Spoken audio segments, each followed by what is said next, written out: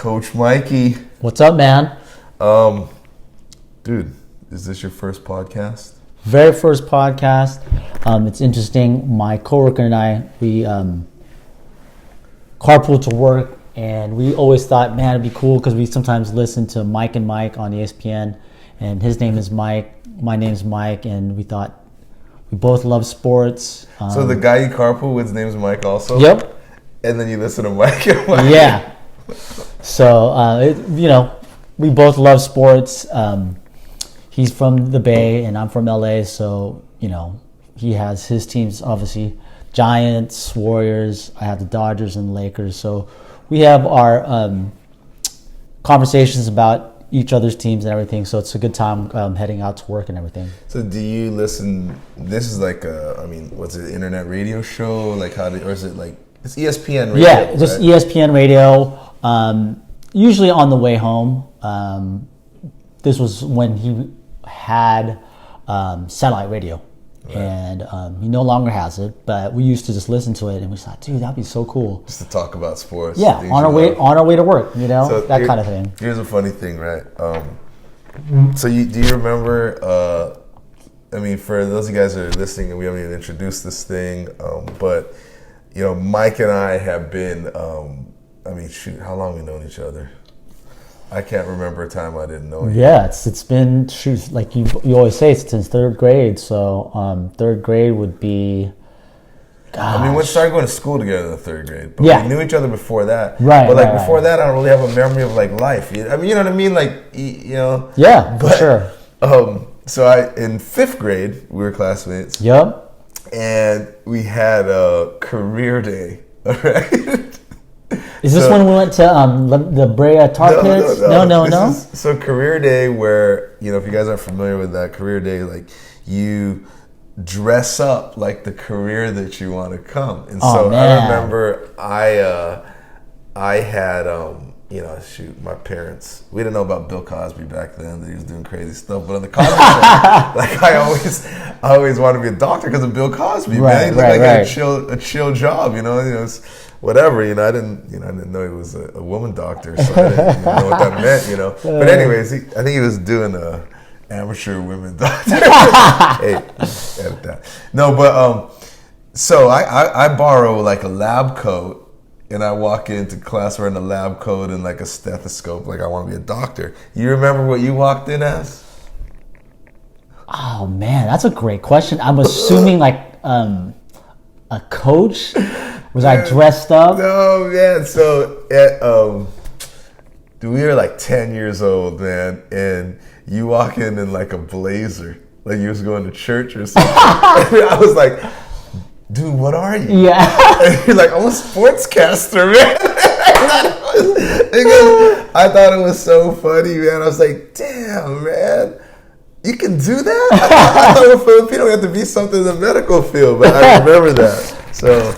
that's that. Hey, one thing I've known, John, he has a great memory. He remembers stuff that great example right there. I don't remember that, but I do remember us going to La Brea Tar Pits, and there. I don't know if was it there's a museum there, because I remember. Oh, you talking about the Children's Museum? Yeah, I remember they had a set. Yes, of news. Yeah, and I was a sportscaster and everything. Right. Man, that's great. Well, okay, so here you are. You can, I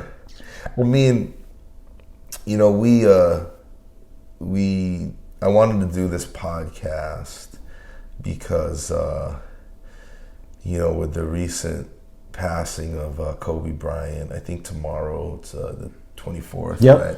So they're going to do a memorial, and you mentioned earlier that with your friend that he was from the Bay, and you got the Lakers and the Dodgers, but you grew up obviously a sports fan your whole life, and we grew up in Southern California, yep. Glendale, LA, and we grew up in the 80s. Yes. With the Lakers. Yes. Right? What's your earliest memory of watching Lakers? I think for me, it was just being so fortunate to grow up during the start of Showtime. Right. So my earliest recollection would be the '84 series. Now I don't know the details and everything now, but I just like remember, the finals, and just remember, like losing. Exactly, just losing, and just how hard I took it back then, where I wouldn't be able to sleep, and it would be so gut wrenching. So you're like 9 years old. Yeah, I mean, just like gut wrenching. Yeah, 8 or 9. Just gut wrenched that here they go, full seven games, right? And just it was really difficult, and I think that's where I really took hold of. Oh man, this is what I love. Wow. Right? This is what I love, and just to see from '84 to '88. It didn't finish with the Celtics, but just the fact that you saw just great basketball. Right. Well, we had I always associated, because when in June it was always like graduation time. Yep. And you would always go to like your older cousins or friends, like graduation parties. Yeah. And I always associated the start of summer and graduation was the Lakers was always in a series, playoffs, finals, whatever. And like, most of the times it was, times I remember was the Celtics. Yep. And you would just, I remember earlier on there was a Magic commercial about, Power 106 was originally Magic 106. Oh, is that right? Yeah. Okay. They had Magic do a thing. And I remember the big tagline was, Magic comes on with his goatee and everything. He's like, well, I'm glad they didn't name it Dr. J. Because like, that was their rivals earlier on. Right. Was the Dr. J's of Sixers, right? Sixers. And then, obviously, I wasn't really aware of, I think Magic and Bird as the storyline of the college careers. Because I didn't really follow college ball. But we were four. Yeah. Right. But I remember I remember Larry Bird, obviously, and the Laker games, and then obviously, the earlier series and losing in '84. I remember '85 because that was my sister's graduation, and then the one I really remember is '87. I remember '86. I remember like when Samson throws that in. I was like, I remember being there going, wait, it's not over, right? Yeah. Like, because I'm just thinking like as a kid, you're like, no, the Lakers go every time, right? And this can't be. Yeah. And it was like this lucky thing, and you're like, because remember they kept talking about Twin Towers, right? And I was just hoping that was the Celtics' best team because they just picked up Walton, right? And so it was one of those things where, oh man, you go 80-45, this is the rubber match. Best out of 3, right? And for that not to happen, I know I read something where the Celtics were actually upset that they didn't get to play. Them, right? Because this was probably their best team. They went 40-1 at home. Wow. That year. I would imagine, that obviously being a sports for especially, for people from big markets or sports towns is always something that as kids you can kind of mark where you were at those times. Yeah. I remember in '89 we were in like 8th grade. Graduation. Right. That's when Magic got the injury, hamstring. Yeah. And then Byron had a groin. Yep. And that's when Worthy went off. Yeah. But they got swept. They swept everyone. They got swept. Mm-hmm. But like that whole thing where that was like 8th grade for me was the start of trying to like play basketball more. Mm-hmm. I think we stuck to like basketball and volleyball after that. You were just, those were the things that came up, and those are the times I started paying attention to more games than just the Lakers. Yeah. And then obviously going into high school, We watched a lot of NBA, watched a lot of playoff games, different series, because whatever, we actually, by going away to school, we weren't able to watch all Laker games all the time. Right? Because we're at home, we could watch every single game. Where being away from home, we would watch like Phoenix games, Seattle games, like whoever was like the hot team, you could watch their games too. But so I remember starting from that, like 13 years old, starting to pay more attention. But I really identified ourselves as Laker fans. I mean, geez, I named my kid James Worthy. Yeah. Always. For sure. It's always been a part of our identity. It's weird to say because it's a kid's game, and but in college, when we were by after 89, 91 was heartbreaking for us. We there was always when Jordan was coming up, right? And it was almost like we're doing great on the West, and then it was like, wow, we're in the finals again with Divac or something like that, exactly. right? What I mean? Perkins, Byron had the high top. Yeah. It wasn't, the shaved head Byron. It was just like, it was just coming to an end. Yes. You can feel it. Or you can feel Mike on the rise. Exactly. All those guys in the East, but it was, I remember it was crushing to lose that 91 finals. And then Jordan goes on his run. Right. Magic makes the announcement. Yep.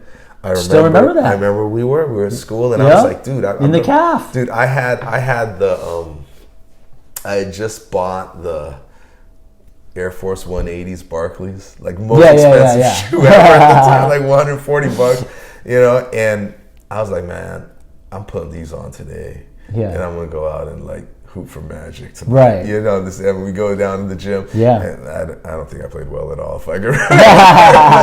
but I remember that.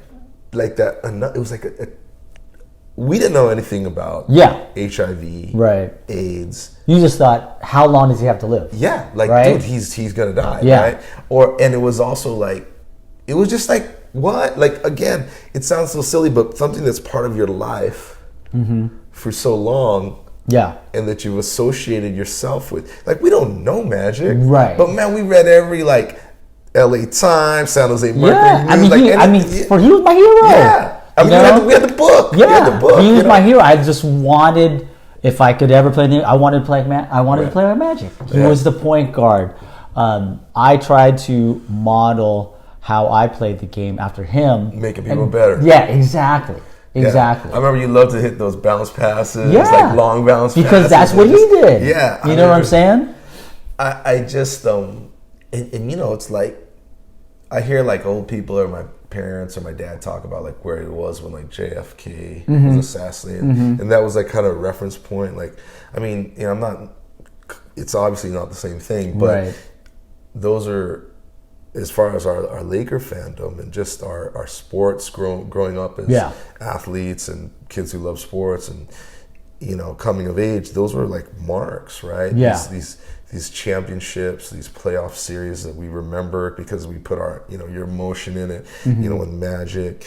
And then for after 91, after 92, Magic's is gone, right? We're making playoffs, but we're out in the first round, second round, and you're still as a fan, you still have this kind of sad thing where you're man, we can still win with Van Exel. We can win with Sedale 3. Exactly. If all things go right. Right. Because you're the Lakers, right? You're the Lakers. You think it's part of you. That's right. And we got the young guns, Anthony Peeler's here, and it comes to this point where you're hey, this is a great show, but it's Mike's world. And now we're just a playoff team. It's fine. It's a great show. Yeah. The Lakers are the Lakers. We're not bad, but are we ever gonna see these championships again? Yeah. And then you see teams that you would never have thought would make the finals, like Utah Jazz. Yeah, right. Portland was there back in the 70s, but for them to come back, you're just like, oh, okay, they got a pretty solid team. Right? They had Drexler, they had Porter, Kersey, Duckworth. Yeah, so they had a strong team, right? They had their run. Buck Williams. Yep. Yep. I mean, again, see, like, this is an age where we start remembering all these players, and now we're watching other teams. We know names, and, and we're fans of other people besides the Lakers because you understand the game more and you appreciate them. And when you're young, you're just like, I hate everyone that ain't the Lakers. Right? But when you start playing and you see, wow, he can do those things, right? And I feel like I remember that. Being in college and just, guys like, at that time we had Eddie Jones was our new star. I mean, Nick had come in the second round, right? Yeah. And we knew him in college. Right. But we slipped to that, and even here's a former JUCO player, goes to Cincinnati and then, has great appearances on national TV, but drops to this, whatever. Yeah. People have a bad image of him. Fun to watch. Right. Eddie Jones, we're like, man, we got an athletic wing who can possible all. I remember. Was Eldon already there? Eldon came at the end of Magic's career. Him and Tony Smith. That's what. I remember. We should just let Eldon play more. But I mean, he was developing into a great post player. Right. Tough to guard, great on rim protector, but he wasn't never going to be superstar. But you can count on him for a bucket, you know. And then we had Anthony Peeler with Missouri, right? Yep, Missouri. I love that guy. I did too. I love that guy. I did too. Yeah, Sedale 3. Yeah. I mean, is good, great player, just journeyman. Yeah. Hey, Barkley said in his book he loved to party too much. He could have been great, but he loved to party too much. But I mean, that was that whole 90s scene, and at the same time, Shaquille's coming up. Right. So I don't know if you remember this either, because back to my good memory. So we're in '96, right? And the news comes out, right? Shaquille signed with the Lakers. Right? Signed Eldon to $49 million for 7. Yes, for 7. So I was like, damn, Eldon got paid. Right? And then Shaq comes, right? And then I remember this, right? We went to a party, and I think you was already there. And you'd been drinking a little something. And the first thing you said to me was like, Kazam's in the house! Kazam's in the house, right? It was so funny. And if you don't know, Kazam was a genie movie that Shaq did. Yep, they exactly. paid him $7 million or $5 million to do this genie movie, and it was called Kazam. And I never watched it, to be honest with you, but I remember you saying that. And we were celebrating. And I don't think we were necessarily big Shaquille O'Neal fans necessarily, but it was like, hey, he's a game changer for us. For sure. You add Shaquille to these dudes who we already liked. Exactly. So we're like, man. And then I remember, they don't need Shaquille. Yeah. They trade Divac. Right? They trade Divac for this kid, Kobe Bryant. Right. Now, I remember Kobe because that was the Slam era. Yeah, exactly. Right? I was just going to say that. Slam Magazine was always putting out who's the best high school dudes and things like that, ranking them. And we knew these guys' names. Right. Thank God for Slam Magazine, And so we knew that. And then I remember Kobe, because Garnett had just come out. Yes. And so...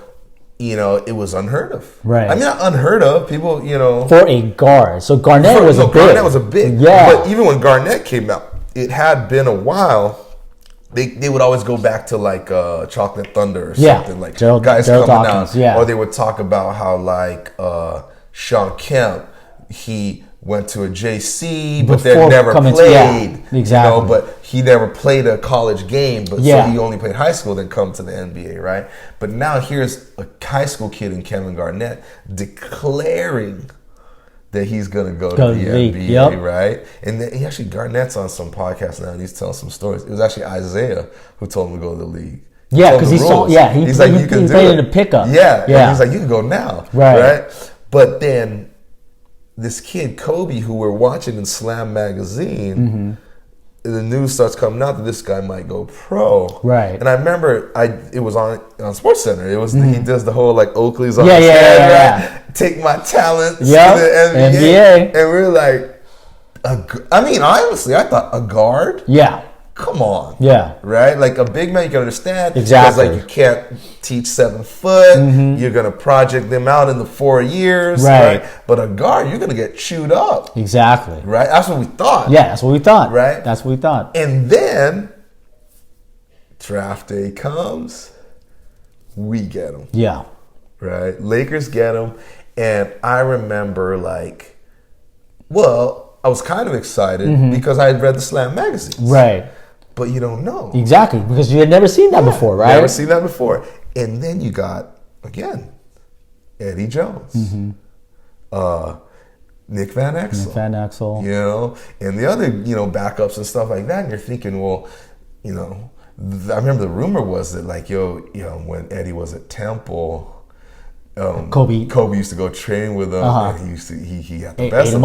I mean, I don't know if that's true, because how could that be really true? Well, I remember he used to get invited to do pickup with the Sixers, because John Lucas, I don't know if he was the head coach or an assistant coach, and he even said he could hang with them. He said he was going to Stackhouse. Yeah. No, I heard Stackhouse say like, "Hey, he right?" But like that was the thing, right? So you started hearing those rumors, and but you didn't know, right? You didn't know, and I remember just being such a fan that when he started, I was like, I just wanted him to be good. He did great in summer league. Right. I remember that just recently, like 2 years ago, a full tape of someone in the stands from summer league came out. I remember seeing highlights, but like, he was doing all the stuff that he was doing in his career. It was just not. It was on summer league guys. I see. And I was like, he had that move. Yeah. When he was a rookie. Exactly. But he just couldn't do it against those dudes, But he could do it against other pros and college guys, but not like actual, vets, But he was able to later. I mean, it was just amazing when you look back at the film. But I remember thinking, man, I hope this guy becomes good, right? But I remember people telling me like, well, he ain't gonna be no good. No, he's crazy, he's wild, whatever, right? And I remember hey, I'm going on record. It's the one time I was compared to Kobe Bryant. Man, I was talking about, Kobe's good. I remember Coach Jeremy Jones was like, he ain't good. And then we were playing, and I went up, and I think I did like a jump and like a wraparound past somebody, going straight up on me.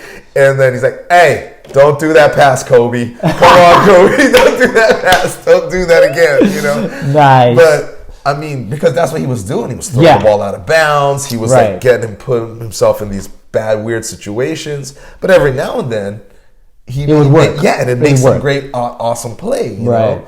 But how could you even know? I mean, fast forward. I mean, you and I, and Bernie, Shrug, like. We're on this text. We got on this text this year, right? This what's it called? Group text. Group text, right?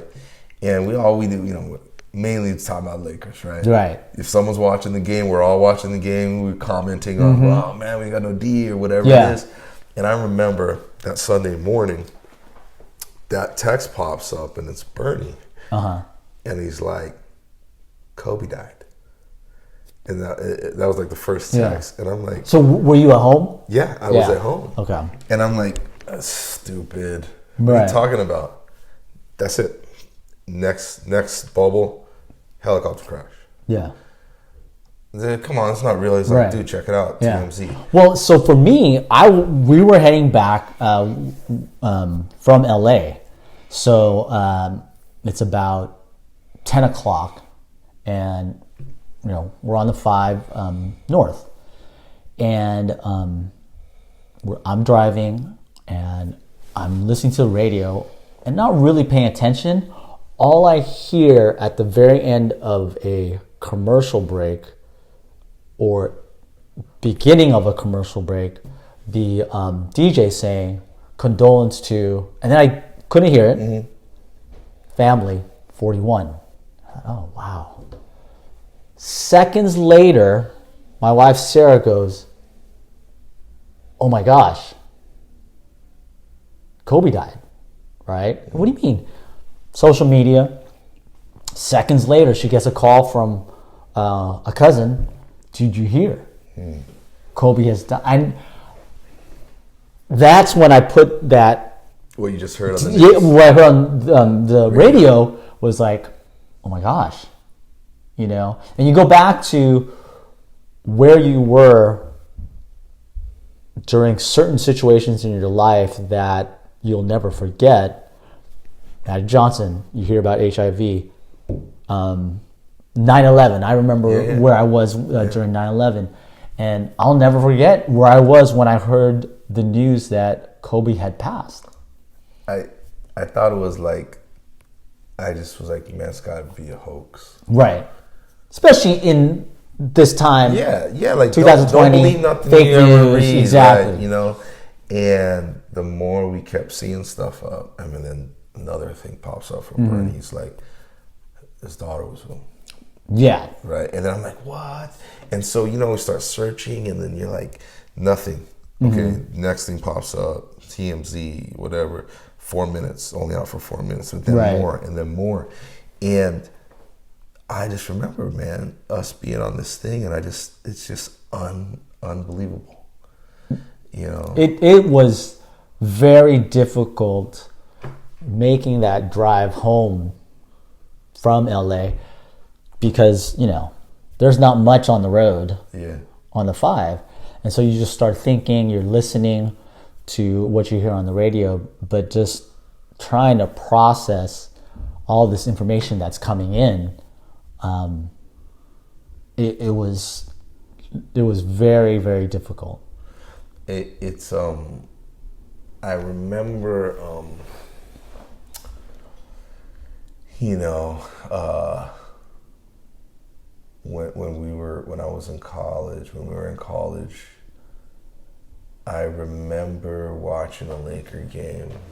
He was at Bernie's house, and I don't know if you were there. I'm not sure, but it was like a game against Orlando. Regular season? Regular season. Mm-hmm. We're losing. Make this miraculous comeback.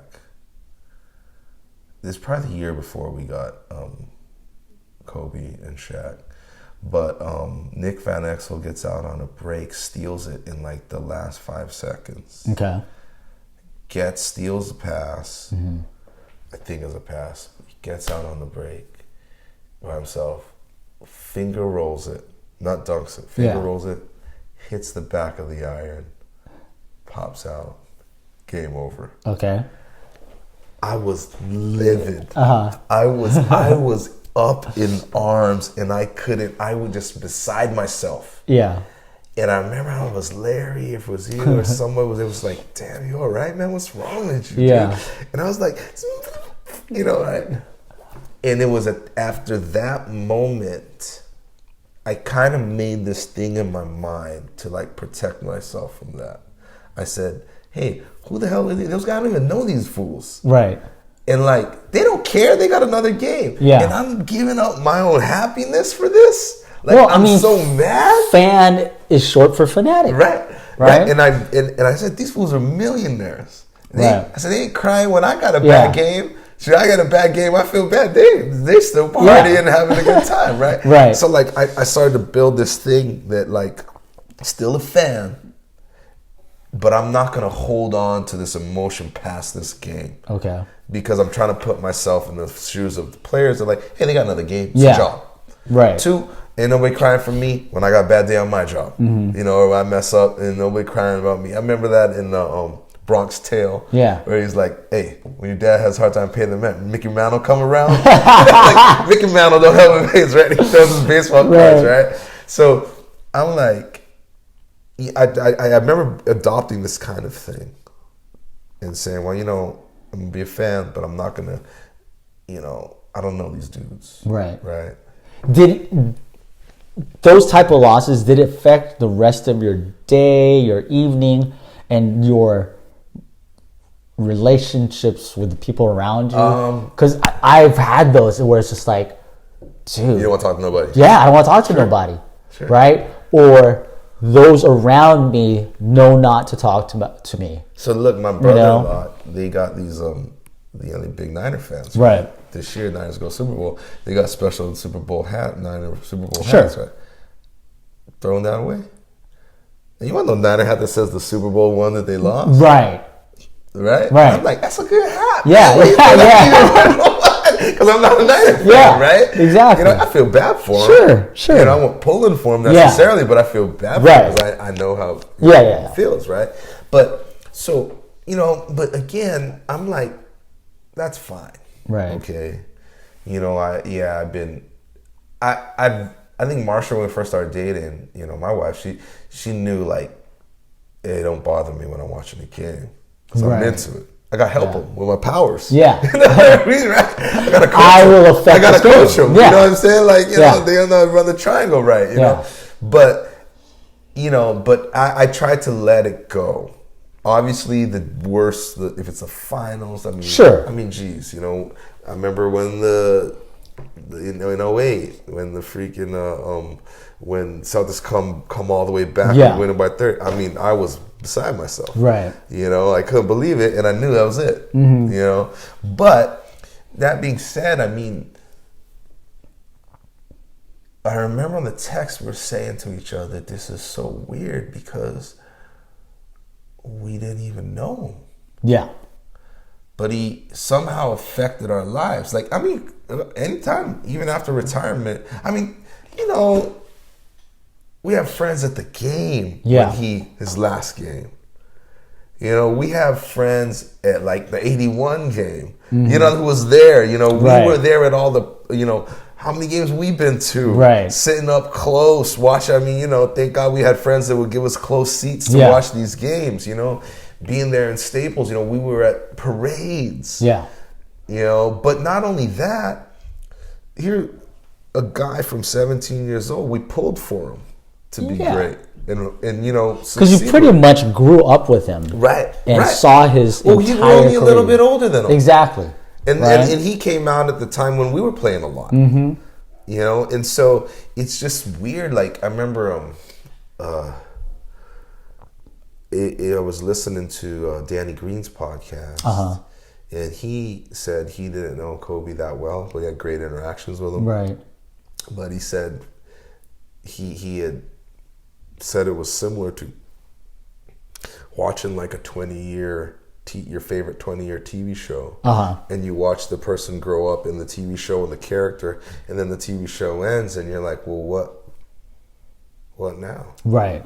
And the thing is, we were watching Kobe's story and pulling for him still after in retirement. Yeah, for sure. And and then as the storyline of his daughter comes out, we got kids, whatever's, that same generation of his age has kids that are now starting to play sports. Right. And so you're watching him, you're actually sharing the same kind of experience, And I think it's really, it might not make sense on paper, but somehow this person who their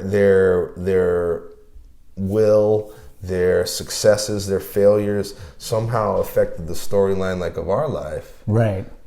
Like you said, we remember these certain things, and then we were emotionally connected to that, to their successes and failures. Right.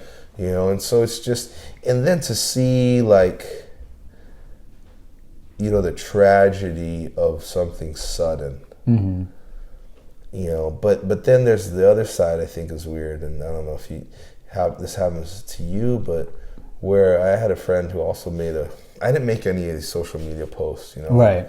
And then people like know me as a big Laker fan and always, but I didn't have the heart to do it, man. Right. I wanted to do this. I wanted to talk about it. I couldn't summarize it. Sure. You know, and just a friend of mine put an Instagram post, and he was sharing some of his feelings, but he said he feels a little guilty that he cares so much about someone he didn't know. Right. And yet, I mean, tragedy strikes all the time. You know, and it's not wrong. No. Because that's something, you know, you didn't choose to, you know, connect yourself to this, you know, this person or whatever it was emotionally, or this team, but, you know, I guess that's what teams do. They make you feel like you're a part of it. For sure. Especially in sports where it's a long season. Yeah. Right? Where you're playing 3 to 4 times per week, and if you devote that time, that's 12 hours. Yeah. Right? Yeah. That's more time than some people spend with their own family or their own friends, right? Right. And I could see where individuals or groups of people are affected by tragedy, and it's someone that they really followed, as we said earlier, 20 years. It's a long time. Yeah. You know? Yeah. That's a long time. And he brought you through the highs and the lows of his career. Yeah. Right? And people were getting to know him another way with all this stuff with his basketball academy, his books, those things. And one thing I think was really cool that, you know, this I'd followed him on social media, so I saw a lot of the stuff that he would post with his daughter, and then bring her to like NCAA games, NCAA tournament, women's games, and WNBA games, even like high school players. You know, and what I realized after the, you know, his death and the passing of his daughter, and then the other people, you know, that were, you know, in the helicopter, they were going to the game, and things like that. But like how like he was bringing so many eyes to youth game. He was bringing eyes to women's game. At all levels. And that's what he was going to do for the rest of this time. Through the career of his daughter, however far she went. Because that's just, you know, who he was. You know, and I thought that, like, wow, that's someone, you know, who's using his influence. It's like, why wouldn't you, if your kid liked something, if you could take them to anything, why wouldn't you? And if you have the resources. If you have the resource, and if you have the ability to open doors because of the work that you put in and your own thing over time, like, that's what you do. Right. You know, that's what people of influence do. Right. You know, now you can't do it for them, but, and at the same time, like, it's like, if I can make this game better for you because you're going to play in this game, if I have any ability to do that, I'll do that. You know, it's the same. You know, I think, and it's really interesting. Like, I see that in business and other things, but like, you know, you see Kobe doing it this way, but yet also, like, one of the things I always notice, because you get all these debates, right? And who's better, who's the best, who's the greatest of all time, and all these things, and you know, sometimes, like, as fans, we would get like, what, man, they never mentioned Kobe or something like that, right? Or like, or they stopped mentioning him or something like that. And what was so funny is I would watch all these media guys do this over the years. Any ex-player who played in Kobe's generation always defended him. Oh, yeah. They were like, gave him a lot of love. You don't understand. Right. That's the thing they would always say to, like, the guys who didn't play, who were like the hosts or whatever, who had them. They're like, you don't understand. Right. You weren't his teammate. You didn't play against him. You don't understand. To me, like, he's the best. Yeah, you know, for that era. Yeah, and so like that, and what I started to realize was like, well, okay, we grew up watching Magic's greatness, and then debating him as Jordan was rising, right? To almost like, now what are you gonna do? Yeah, it's Jordan. Yeah, I mean, you can't. You can't. You can't argue with it no more. Yeah, you know. I mean, so and then players like Magic and Bird, right, won't argue it. No, for sure. You see, so their own peers, they get to that point. Now we as fans, we're going to argue this and that. No.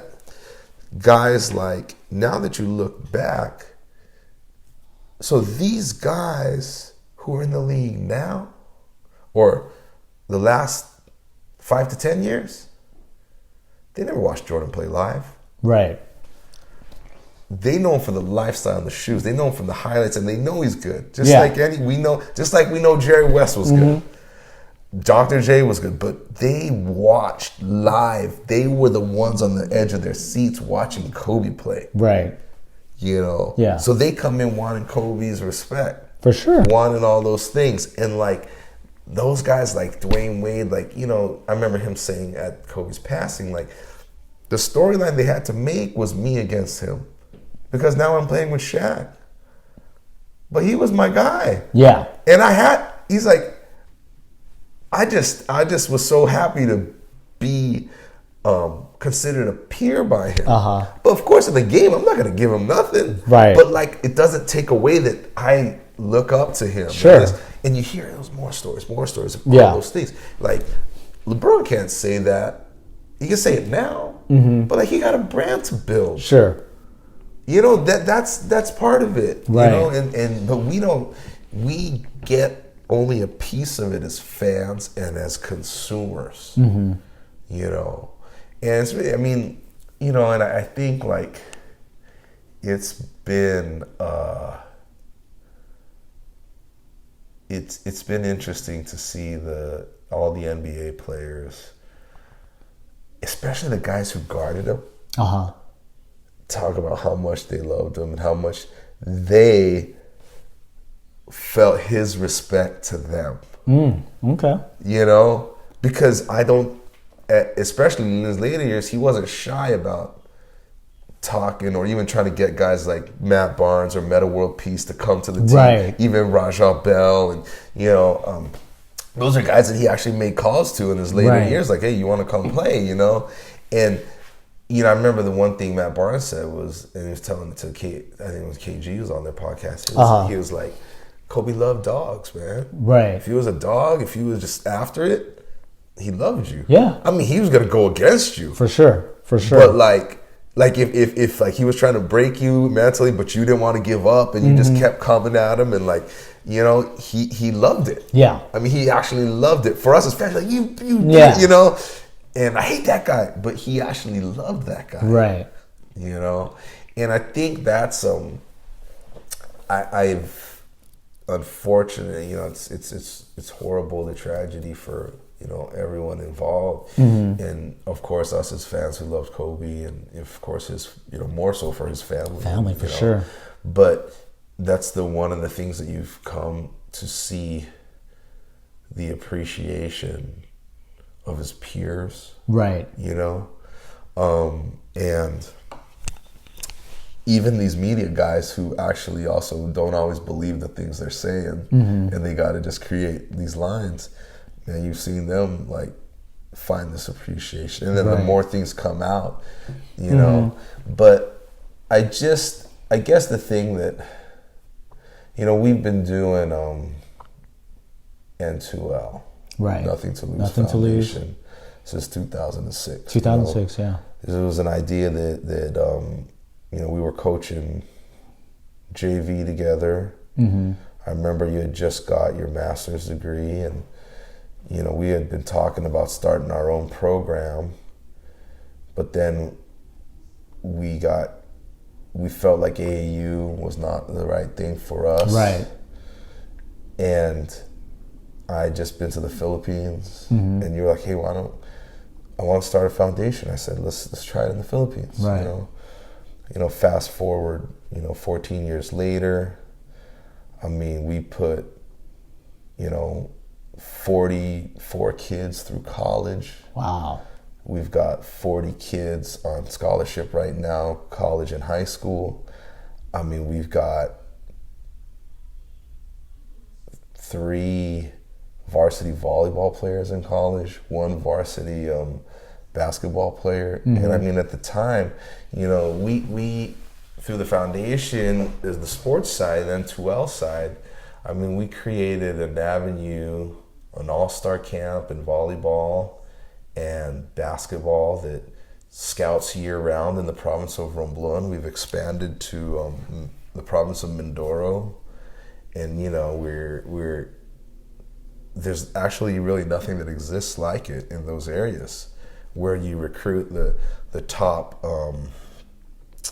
32 players enrolled in high school in each sport, and you host them for a week of mentoring, of training and competition, with the sole purpose of like, hey, who we're going to invest in for their future, who shows this nothing to lose mentality through sports, and then we identify that, and then we choose, I mean, for their college career, and then even in their careers after that. We invest in these guys, because we believe in them, and we use sport.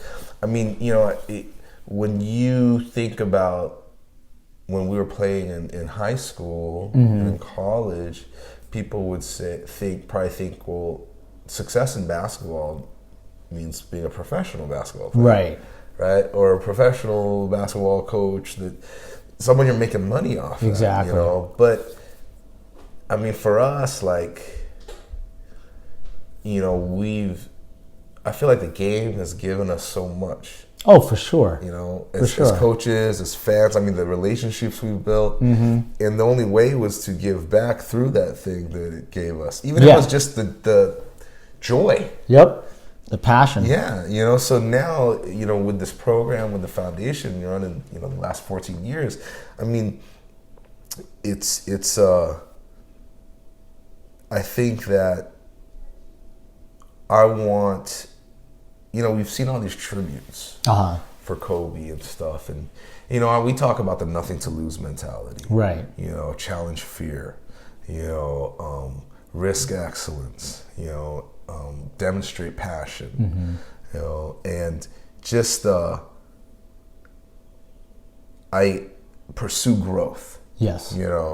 These are values that we hold and try to implement in any project and anything that we do, that nothing to lose lifestyle, And I feel like, when we talk about the Mamba mentality, right. I mean, that's our way. Yeah. Or that's what it means to us, and people have honored Kobe in many different ways, with from the Lakers to the league to, everybody who wants to, with the 8 seconds, the 24-second murals, the murals, man, I'm not a painter, so, I mean, I want to, this year at the N2L camps coming up in June, I want to do something to honor Kobe, because we can. It's ours. We can do whatever we want. Exactly.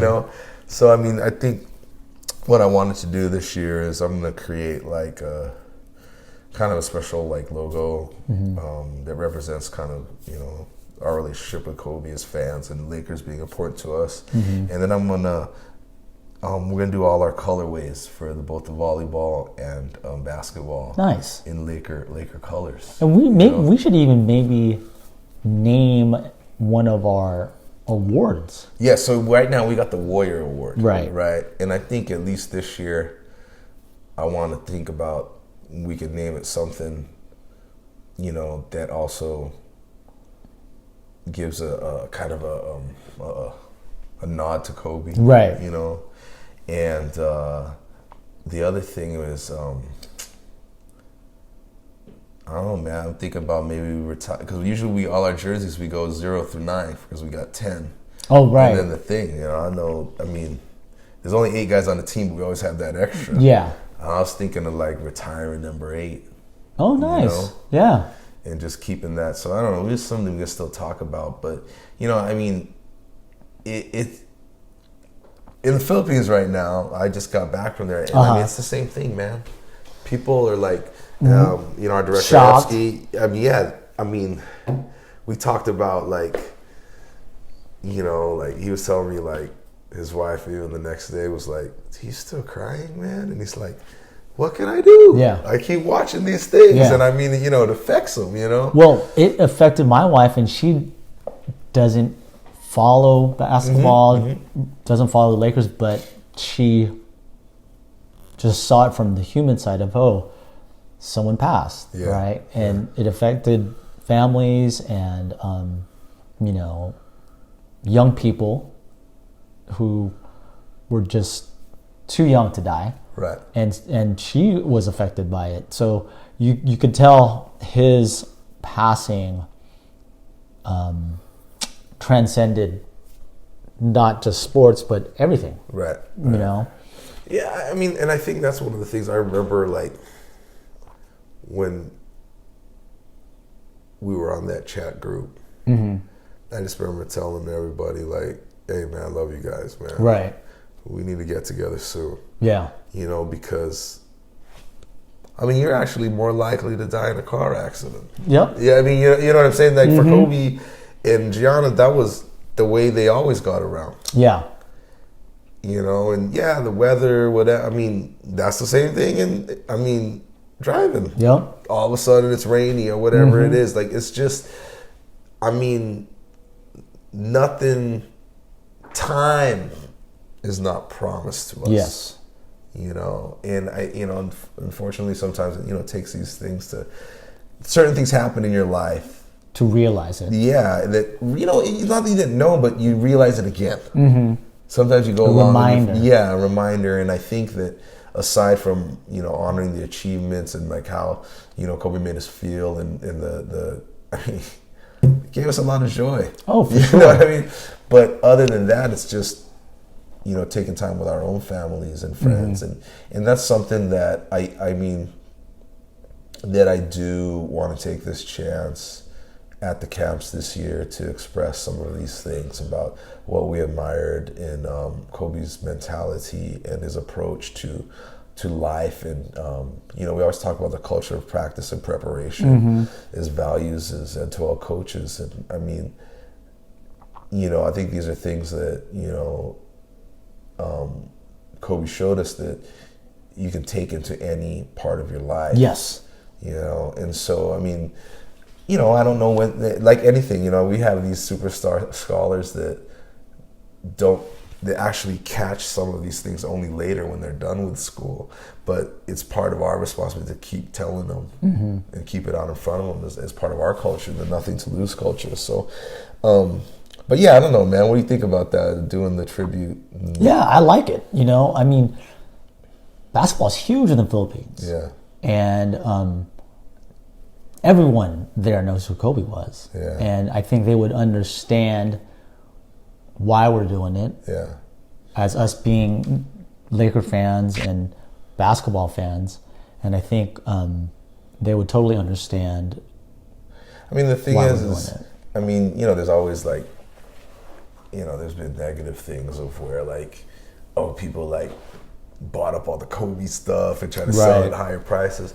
I mean, for us, like, it's not like there's even a lot of eyes on N2L, but it's just our own expression. Sure. And we can do it because it's ours. Right. And I feel like, I mean, there was times when I thought, oh, man, it's like Keith Shave, people like, oh, you're doing a Kobe tribute. You know what? Hey, we made this thing. We can do whatever we want. Kobe is important to me. I do whatever I want. I don't care what people think, And that's kind of where I'm at now. And so then once I came to that, I'm like, all right, let's go all out then. You've shown me. You know what I mean? The stuff is great. I mean, it's going to be fun. And I think, but that's the only way we can. Not because I'm not an ex-basketball player, NBA guy who can go on my platform and talk about what Kobe meant to me. But this is what I can do because this is my platform. Yeah. This podcast, things like that. It don't matter. Nobody listens to it. Like, rather than me write out a post and something like that, I wanted to like sit down with, my best friend and someone who we gone the same journey with the Lakers with, and like talk about our feelings on it, and that's what it is to me, and then the fact that we have something that is excellent, like the foundation that we can use to, because we can, why not? Our way of expressing it. Yeah, it's our way. So I'm looking forward to that, and I'm excited about that, but just that it's there's a lot of, nobody's a perfect person. For sure. Obviously, we've seen these things, and we don't honor people because they're perfect. We honor people because of what they meant to us in our life. And that's something that's personal, and so I feel like, that's where I'm happy that we have a platform where we can choose to do that. And I mean, I always do like throw purple on some of our uniforms, for sure, and whatever. But like, this will be something that's different. And there'll be all the colorways of the things, of all our gear. We give out so much gear to these kids. We try to, it's really that slam era of Kobe coming up with the McDonald's All-American, all that stuff. Yeah, they really gave us that. That was that. Yeah, exactly. We wanted to be the McDonald's All-American of Romblon. And so we're. I mean, honestly, it's actually a trip to me that nobody copied us, much as they copy stuff in the Philippines. I just think that they couldn't think past their island. Well, I think the other thing is, like, I think this is a good example of people, hey, this costs to do. And I'm not talking just finances. Obviously, we have great supporters, who have supported this project for so long. But I mean, it costs your heart and your time. For sure. And like, if you're trying to get something back out of it, you won't follow in our direction. And that's unfortunately why I think people haven't. My hope was that 5 years in, that there would be 2 or 3 more of camps like ours. Like that kids could access to, like. So they don't have to come from very far. Yeah, come from very far, but also just like, for instance, like before we arrived there and started the program with the All-Star Camps. Yeah. You couldn't get a scholarship for being good at basketball in those places. Right. And we didn't even give you a basketball scholarship. We just gave you a scholarship because we loved what you were exhibiting out there in your work ethic, in your pursuit, in your mentality. But what got you that platform to show that was your love for basketball, your love for volleyball. Where before, now people are like, parents are telling their kids, dude, try to make N2L camp because there's a possibility of a scholarship. Yeah. Mothers are telling their daughters to play volleyball. And then they're discovering things within that pursuit of sport that are going to help them for the rest of their lives. As well as they're helping build our culture. So I don't know, man, but I'm still happy to be with you on this journey. With N2L, with the Lakers. Still, hopefully we do it for Kobe this year and win another title. Just won a close game with the Celtics. We did. Our rivals. Man. I don't know though. It scares me how these guys play though. I don't know if we're gonna win a championship. But I mean, it'll be interesting. You have these veterans, but not a lot of them have been to a final. On the roster. Right. So you just got Green, Rondo, LeBron. And that's it. I don't know. Brad Cook? Well, Quinn Cook, but he wasn't in the rotation, right? Yeah. So you don't know how they're going to react. Yeah. No, it's true, man. None of them have been to the playoffs. Yeah. I don't know if KCP was in the playoffs with the Pistons, but AD been, I think twice. Once or twice, but not past the first. Yeah, past the first round. So, I mean, but from where we've been the last. 6 years. For sure. I mean, you're reminded, they go, oh, yeah, this is their first winning season. Since 2013. Yeah. And you're just like, wow. And during that stretch, we've seen losing like we've never seen before. Never before. Right. I mean, just with the whole Kobe stuff, like, it's heartbreaking too to like see kind of Kobe have to go out on teams like that. Oh yeah, for sure. But you knew it was gonna happen. Yeah, you did, but you were just like, could he have sacrificed financially? But you're like, dude, you're at the end of your career. He had sacrificed earlier. But I tell you what, though, he here's what he did do, and all you have to do is listen to guys like, Wayne Ellington was on there the other day talking about what Kobe did for him. Right. And you'll see those things. Yeah. I mean, sure, they didn't do it for Smush Parker. Yeah. But like, I mean, Swaggy P. Yeah. Lou Will. Like, things that he affected in these guys and tried to push them. And you see a lot of the negativity and stuff, but like, I sent you that Bill Simmons podcast. Yeah. Like little clip he did about in the book of basketball, and when he talked about Kobe's leadership style and stuff, and how him and Kobe had a conversation about it. And his whole idea of sacrifice was, I'm sure it developed into this, but it wasn't this way from the beginning, but it was that when they had a chance to win, he was willing to sacrifice being seen as a villain to push you to your best. And he did that with Lamar. He did that with Artest. He did that with Ariza. He did that with all those guys, Gasol. And they loved him for it. Right. And the media didn't love him for it because he's yelling at whatever. Yeah. But he said, I would rather you remember the winner than a good teammate. And then you're going to be happy about that later on. Right. Now, Luke Walton and Sasha, they ain't got nothing but great things to say about it. But they were the guys who was bearing the brunt of his competitiveness, his leadership style. Yeah, his leadership style. And it's really interesting because, and I love what he said when he did that whole thing talking about his leadership style. I think it was a Facebook post. But he said one thing, he said, I don't have anything in common with lazy people. He's like, it's not like probably he don't like you, but I don't get it. Yeah. So it's gonna be weird. Right. If you're that guy, what are you gonna do? Yeah. You're not gonna get it. And I think that's what you can look at as a negative, but it's also the thing that you loved about him. Right.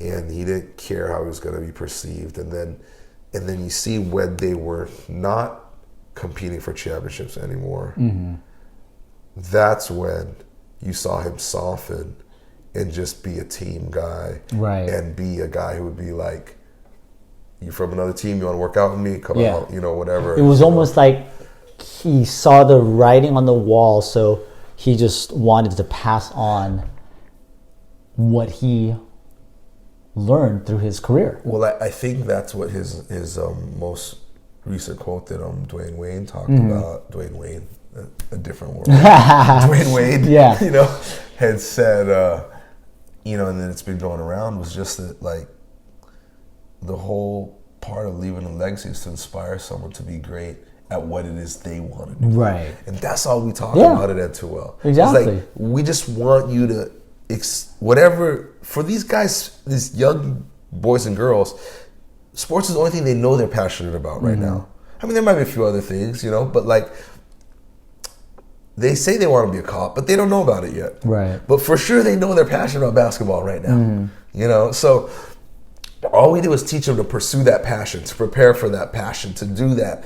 And then when it becomes more apparent of what your true passion is or what your next passion is, you know how to go after it. Right, exactly. You have already worked on that.